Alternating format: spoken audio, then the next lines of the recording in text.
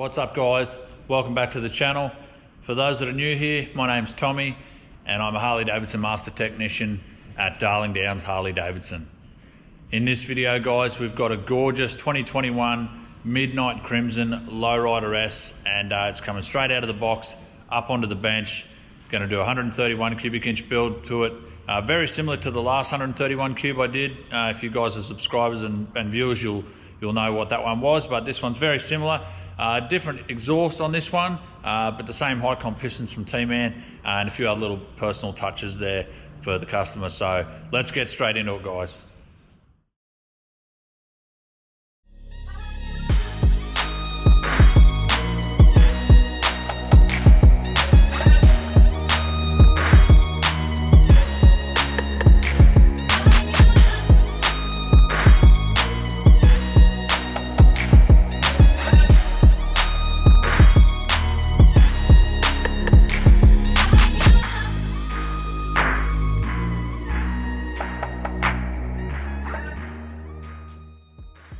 Alright, now that it's all torn down, I just want to check out the piston oilers just to make sure they're tight. These little guys here, there's been a few reports of a couple of the screws just coming loose, so just going to check those out while we're here and make sure that they're nice and tight. Now I've just got to remove the inner cam bearing and replace it with the full complement type. Then we'll check out the crankshaft and make sure the run out is within spec, just to be sure. We're going to be replacing the standard cam plate with the Fueling OE Plus type. Alright, as you can see here, well and truly within spec. The spec is 12 thou from Harley, so as you can see there, we're not quite 5,000, so well and truly ready to go. Alrighty, let's check out these gorgeous CNC ported heads from Screamin Eagle. Beautifully finished intake and exhaust ports and combustion chamber. They come loaded with high lift valve springs ready to go. Also there you'll notice the unique badging from Screamin Eagle, stage 4, and on the other side we have the SE logo etched into the heads. Let's take a look at these pistons from T-Man.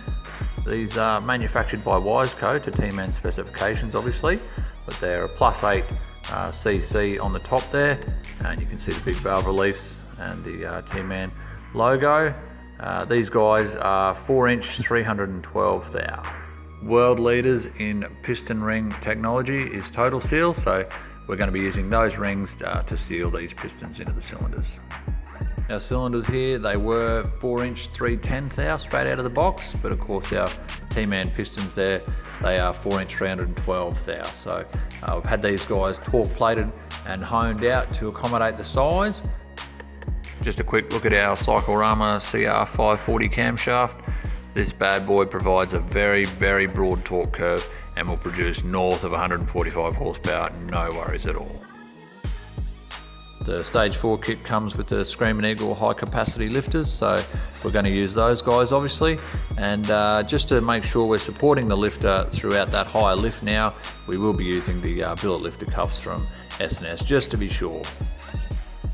Even though the stock cam plate from Harley works pretty well, I love to use these Fueling OE Plus cam plates when we're doing high lift applications, just for a little bit more strength and security. To provide enough air for our beautiful CNC ported heads, we're going to be using this 64mm throttle body and intake manifold that comes with the kit. Together with the larger injectors, this is going to provide all the air and fuel we need to produce north of 145 horsepower. So enough of this, that's enough of the kit. Let's put this thing together and see what it does.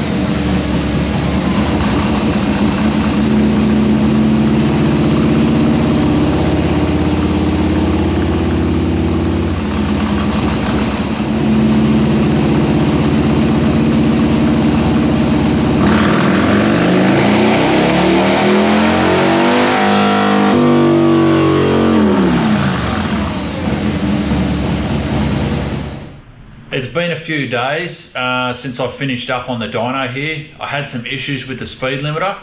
By the time this video gets released, you will be able to turn the speed limiter off on the software, but unfortunately during filming I had to improvise and just chop the signal wire for the speedo.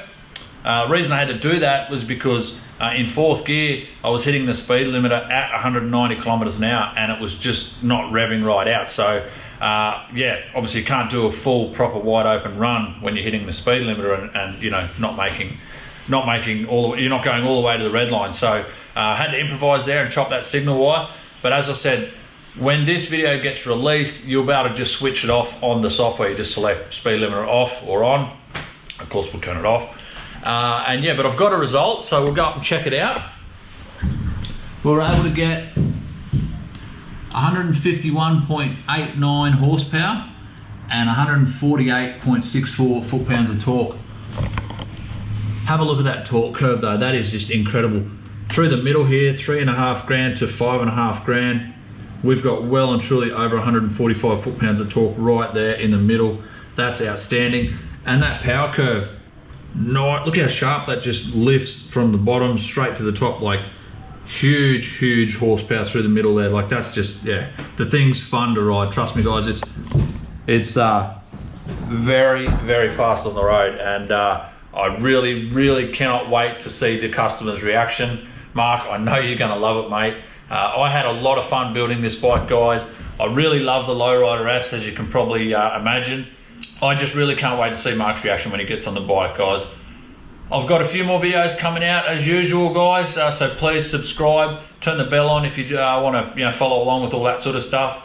If you're not following me on Instagram, guys, hit me up over there. The link for my page is down in the description here. And if you've got any questions or comments about this build or any of the components, just drop it in the comments, guys, and I'll get straight back to you as soon as I can on there.